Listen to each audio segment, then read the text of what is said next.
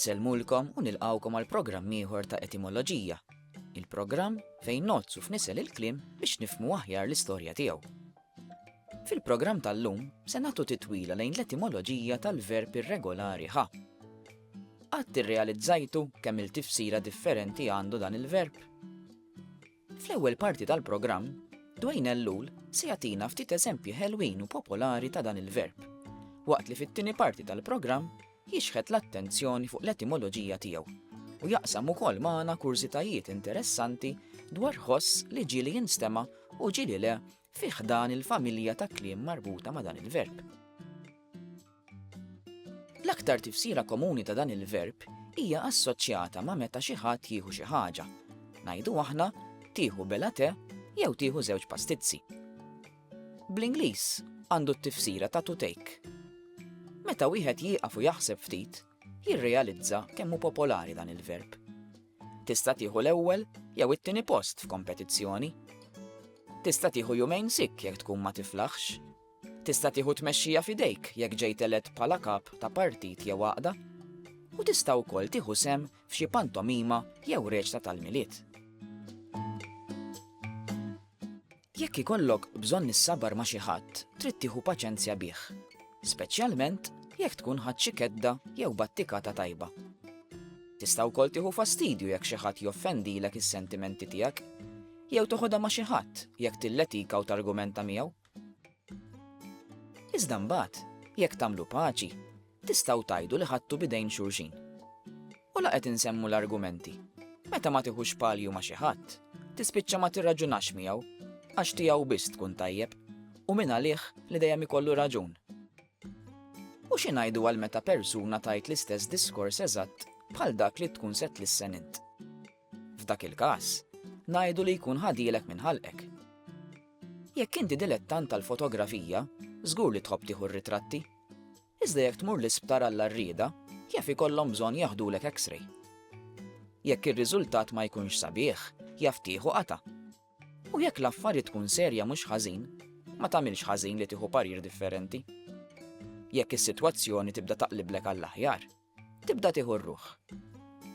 Ejjew għalissa nieħdu ftit nifs u nagħtu f'ċans lil Dwayne Ellul isemmilna aktar eżempji bil-verb ħa. Il-kelma ħa nużawha bħala partiċella, ġifieri kelma żgħira hekk bħal se, xi, sa, fi, ta. Imma nużawha wkoll bħala verb. Bħala partiċella bħala kelma żgħira ħa tindika l-futur mela ħan jieklu, pereżempju, jew il-finali ħassir għada. F'ċerti każijiet rari tindika wkoll l-imperattiv. U qal Alla ħajkun id-dawl. U d-dawl sar. Hemmhekk għandha l-forma tal-kmand. Bħala verb għandha ruxmata tifsiriet il-verb ħa. Aquilina jagħti madwar 25, naf biex nsemmu wħud minnhom l-allim ħal keychain tat-tifel, ġifieri konfiska żammandu. Jew l-inbit ħadu l-inbit, ġifieri jew ħaditu x-xemx, jew ħadu n-nas, għamel bih in-nas. Kien hemm xi ħaġa li kellha effett fuq ħadd ieħor. Jew il-perit ħad li blali. Allura hawnhekk qegħdin nitkellmu fuq il-flus kemm żamm lil perit. Jew il-pulizija ħadlu ismu, jew ir-referi, ħudlu ismu ref. Ħanota tal-isem biex jagħmlu rapport biex jitih karta safra, eċetera. Għandna wkoll ċerti frażijiet fissi li fihom nużaw ħa għalih pereżempju, ħassu offis. Jew it-tifla ħadet ħafna minn missiera, tixbħu ħafna. Jew ħadhom fuq demm id-dars meta xejn ma ħa grazzja magħhom xi ħadd. Jew rid jieħu minn tiegħu minn fuq, avolja kellu tort, qegħdin nużaw il-verb ħa b'modi differenti.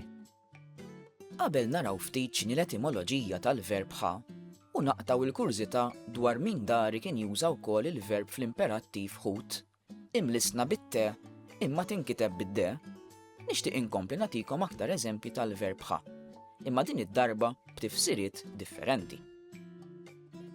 It-teżawru ta' Mario Seracin Onglott jagħti sensiela ta' sinonimi għal dan il-verb.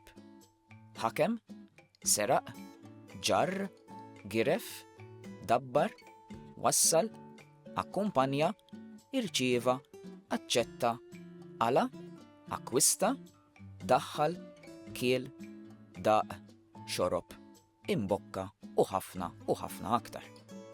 Ejjew induru ftit minnhom. Meta ż-żerrija tħalli l-frott, nistgħu ngħidu li x-xitla tkun ħadet. Jiġifieri tkun kibret ġmiela. F'każ li mbagħad din l-istess xitla tokkupa ħafna spazju, ngħidu li ħadet kull memm. Jekk tagħmel biċċa xogħol, jaf toħodlok nofsija jekk ma tkiddekx, jew nofsinhar sħiħ jekk ix-xogħol jibda jittanta jew toħodha bil-lajma. Tifsira oħra hija dik ta' wassal. Meta triq twaslek x'imkien, ngħidu li di triq, pereżempju, tieħdok sabib il-bombi.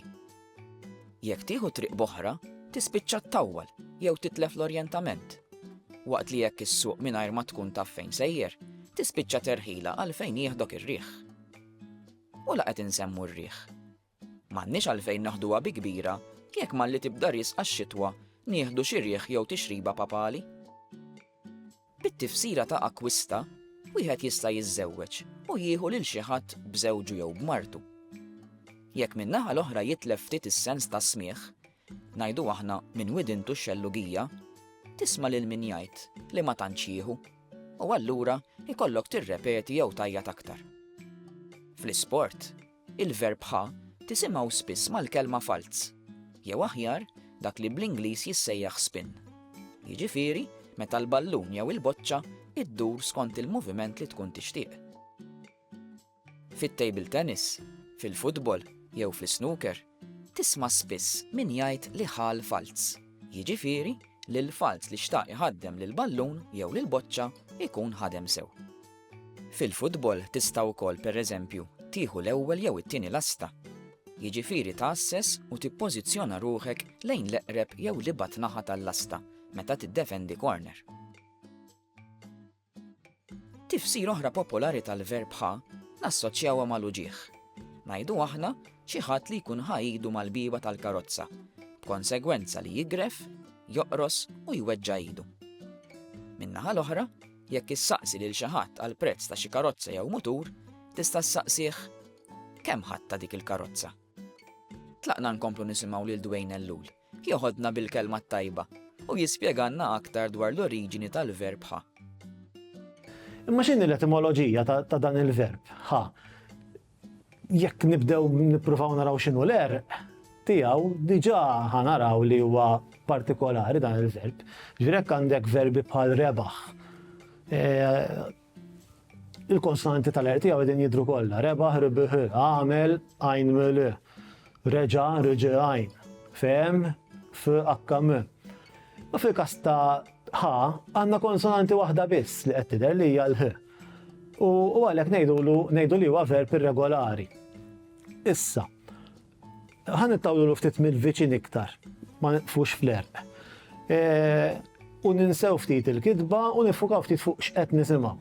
Mela għandna fil-perfett, ħansejħu l-passat, ħa l-perfett, huwa ħa, vera?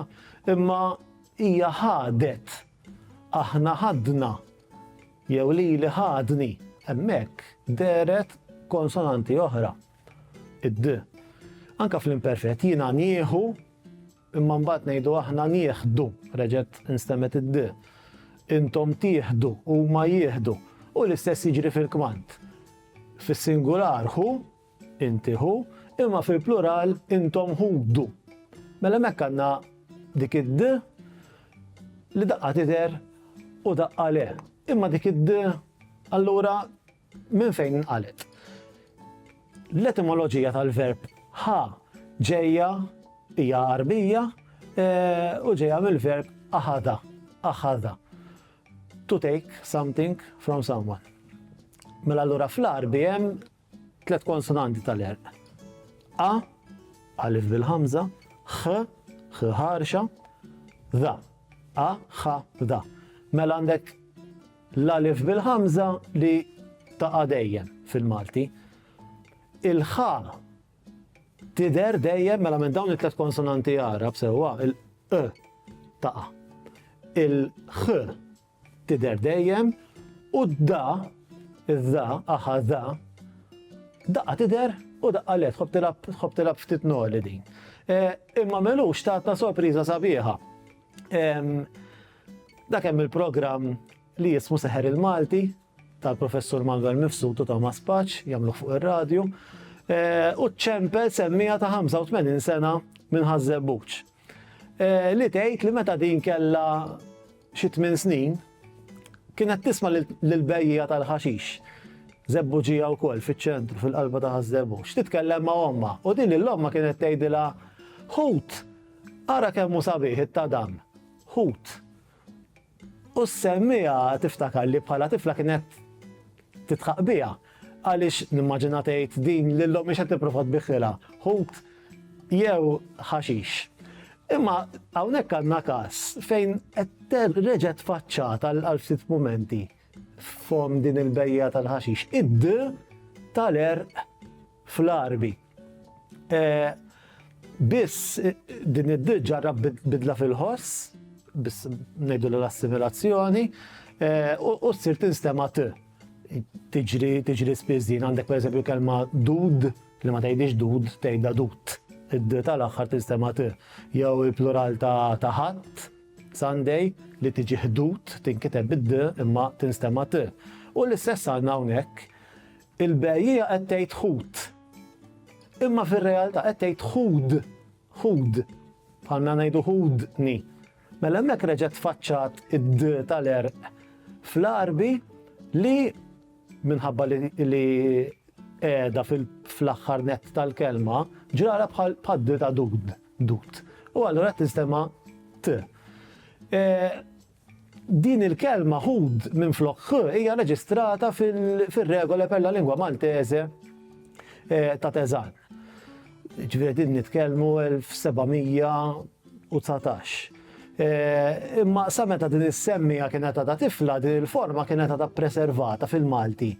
Ta' din il-bejjija meta waqt li ħadd ieħor waqqaħħal din kienet għadha qed tgħidha bid-d. Insomma, hawnhekk għandna każ ta' din id-d labet ftit noli magħna u tgħidx kemm ħadna gost li rġajna sibniha. Qarjek nafu li għal ftit.